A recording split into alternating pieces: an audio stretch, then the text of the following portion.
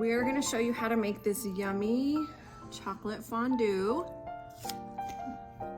Such a tasty thing to make for New Year's Eve.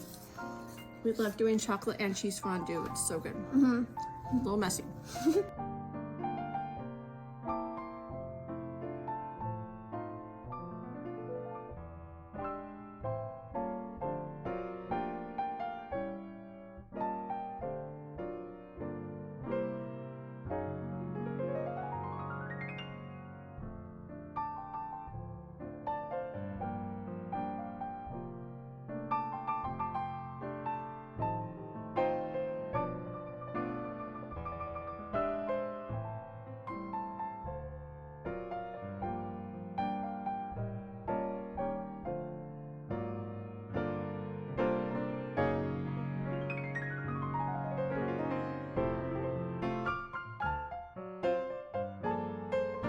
So make sure you go and make our yummy chocolate fondue.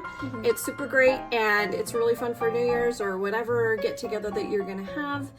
Give us a like and a subscribe and tell us in the comments, what is your favorite thing to dip in this chocolate fondue? What's your tastiest? What do you like the best, Al?